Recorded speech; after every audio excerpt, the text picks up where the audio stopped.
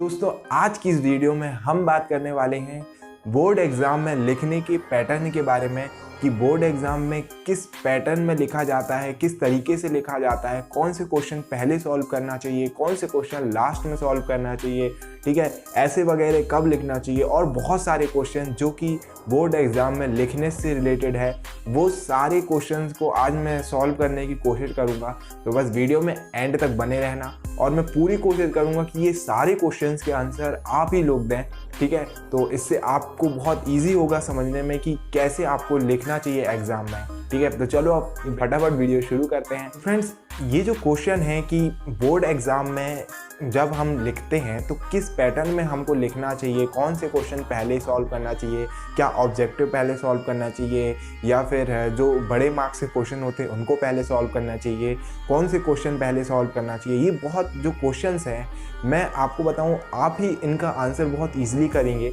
देखिए एक्चुअली ये है ऐसा कि मान लो अगर आप ये सोचो कि आपको मेरी कॉपी मिल जाए बोर्ड एग्ज़ाम की, ठीक, मैंने बोर्ड एग्ज़ाम दिया, वो कॉपी आपके पास आई, आपको चेक करना है वो कॉपी, और अब आप ये सोचिए कि मैंने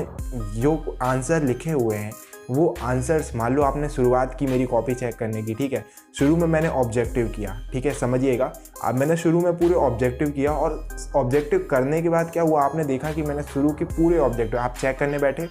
देखा कि पूरे ऑब्जेक्टिव मान लो मेरे गलत है, ठीक है, आप क्रॉस करते जा रहे हैं, मान लो या एक सही है दूसरा गलत है, फिर एक करेक्ट है दूसरा रॉन्ग है, फिर एक करेक्ट है फिर रॉन्ग है। तो आप ये बताइए कि जब आप इस तरीके से कॉपी चेक करोगे, देखोगे कि यार ये कुछ गलत कर रहा है कुछ सही कर रहा है, तो आपकी मेंटलिटी क्या बनेगी उस कॉपी के लिए कि यार ये बंदा थोड़ा सा लगता है कि मतलब पढ़ने लिखने वाला नहीं है, बहुत सारी चीज़ें गलत कर रहा है ये, ठीक है, बस यही आप सोचोगे ना। बट अगर वही कॉपी में अगर मैं पूरे ऑब्जेक्टिव मान लो अगर शुरू के सही क्या कर दूं, ठीक है, पूरे ऑब्जेक्टिव मेरे शुरू के सही हो, मुश्किल से एक दो ऑब्जेक्टिव बस गलत हो 25 में से या 20 ऑब्जेक्टिव में से, तो आपकी मेंटलिटी क्या बनेगी, यार एक ही बस गलत किया है, दो ही बस गलत किया है, बंदा होशियार है मुझे लगता है, ठीक है। या फिर मैं ऑब्जेक्टिव ना करके 6 मार्क्स के जो क्वेश्चंस होते हैं लास्ट वाले जो ज़्यादा मार्क्स के होते हैं और मुझे कॉन्फिडेंट हो कि यार ये क्वेश्चंस बिल्कुल सही है, इसके आंसर्स बिल्कुल मैंने सही किया है, मुझे बन जाएंगे, और उनको मैंने सबसे शुरू में किया हो और वो मैं आपको मतलब आपको दिखे कॉपी में सबसे शुरू में,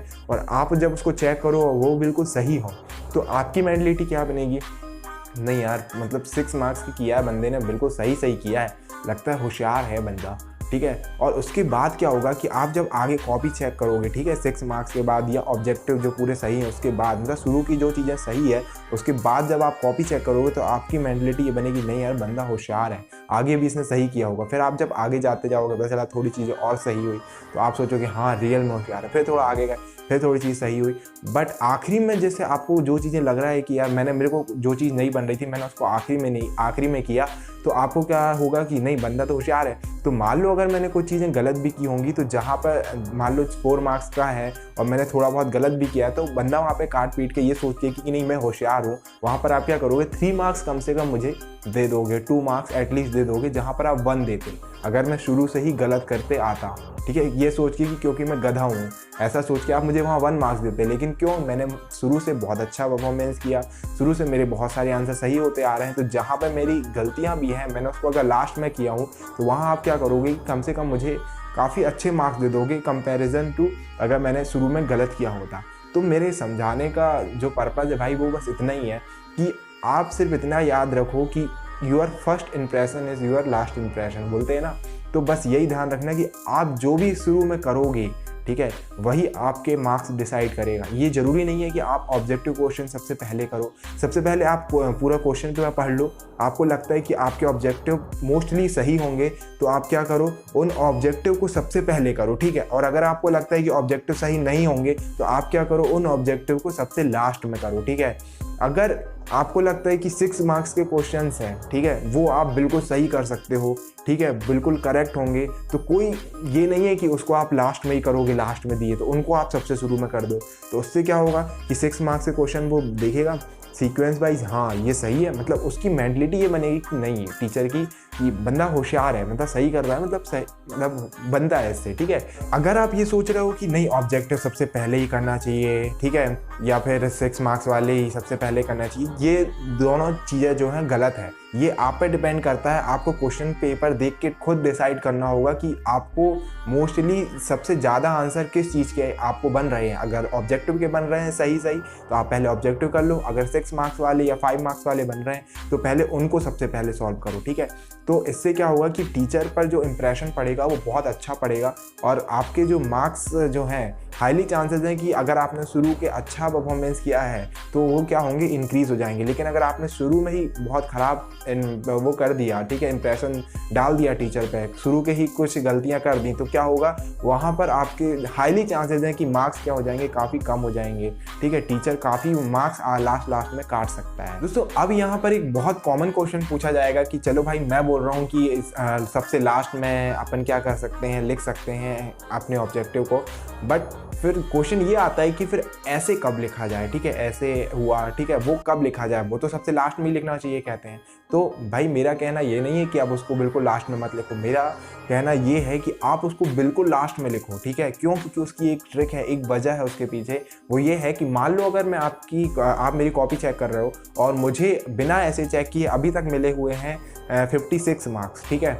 और अब मान लो मैंने लिखा है बहुत कम, मान लो 1 पेज 2 पेज, मेरे पास टाइम नहीं था, मैंने ऐसे बहुत कम लिखा जिसमें मुझे 1 से 2 मार्क्स भी नहीं मिल सकते, ठीक है, इतना बुरा लिखा है मैंने। तो अब क्या होगा कि अब जो आप हो क्या करोगे, आप मेरी कॉपी में देखोगे यार 56 मिल रहा है, एक काम करो, इतना भी नहीं है, 1 पेज करीब लिखा है, एक काम करो 4 मार्क्स इसको दे दो, कंप्लीट कर दो, 60 कर दो, ठीक है। तो ये जो कंप्लीट करने की मेंटलिटी रहती है ना, मोस्टली टीचर्स में रहती है कि यार पूरा कंप्लीट करके दे दो, कहाँ उसको मतलब कि 58 दोगे, 59 दोगे, ठीक है। तो एक काम करो 4 मार्क्स दो, उसको 60 कंप्लीट कर दो। इसलिए बोला जाता है कि ऐसे हमेशा लास्ट में लिखना चाहिए। क्यों? क्योंकि टीचर जो है ना, उस चीज़ जो आपके नंबर्स होते हैं उसको कंप्लीट कर देता है, जैसे 65 कर देगा या 70 कर देगा। तो उससे क्या होगा कि आपके मार्क्स जो है ना बढ़ने के थोड़ा चांसेस होते हैं। लेकिन अगर आपने बीच में लिख दिया तो उसको थोड़ा पता है कि लास्ट में कितने मार्क्स आपके आने वाले हैं, ठीक है, कंप्लीट होने वाला है वो नंबर या नहीं होने वाला है। तो इसलिए बोल रहा हूँ, मैं भी यही कहूँगा कि आप हमेशा ऐसे को कहाँ लिखना है, आपको लास्ट में लिखना है,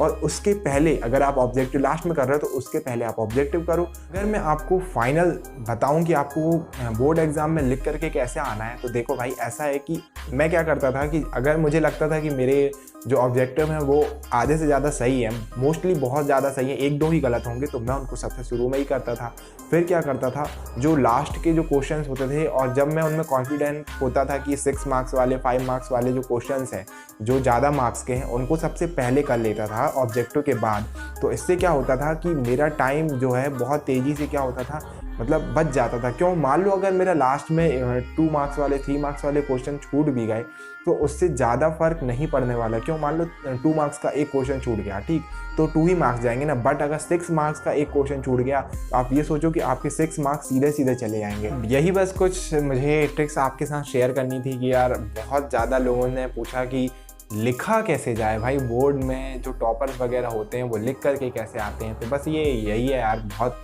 इजी है, ठीक है। हमको टीचर की मेंटलिटी को पहचानना होता है कि वो किस माइंडसेट से कॉपी चेक करता है, ठीक है। तो वो भी मैंने कोशिश करी है, अब आप लोग समझ गए होंगे। तो बस अब जाओ यार, लिख करके आओ, और बहुत अच्छे से लिख करके आना, कोई घबराने वाली बात नहीं है, ठीक है। अच्छे से एग्ज़ाम दो। यही बस कुछ आसान सी ट्रिक्स थी, और यही एक पैटर्न था जो मैं आप लोगों को समझाना चाह रहा था कि किस पैटर्न में आप लोग बोर्ड एग्ज़ाम में लिख करके आ सकते हो। जब मैं था यार बोर्ड एग्ज़ाम में, तो मुझे तो कोई बताने वाला या समझाने वाला नहीं था, बट मैं सोचा यार कि क्यों ना मैं अपने बोर्ड एग्ज़ाम के एक्सपीरियंस आप लोगों के साथ शेयर करूं, ठीक है, ताकि आप लोग बहुत आसानी से अच्छे मार्क्स कवर कर सको, ठीक है। तो इसलिए मैं एक नीचे प्लेलिस्ट की लिस्ट दे रहा हूँ, ठीक है, लिंक दे रहा हूँ, वहाँ से आप उस लिंक पर क्लिक करके उसको एक्सेस कर लेना और सेव कर लेना, जो सिर्फ बोर्ड स्टूडेंट्स के लिए है। और वहाँ मैं बोर्ड एग्ज़ाम से रिलेटेड बहुत सारी वीडियोस लाता रहूँगा, बट मैं आपको वहाँ पढ़ाऊँगा नहीं, बट ये बहुत सारी जो कॉमन चीज़ें होती हैं जिससे हम बहुत अच्छा स्कोर कर सकते हैं, ठीक है,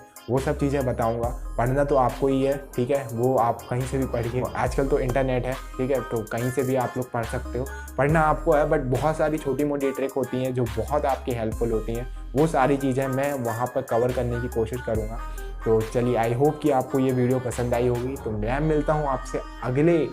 एक बहुत ही अच्छे टॉपिक के साथ। ठीक है, तब तक के लिए यार take care and bye bye.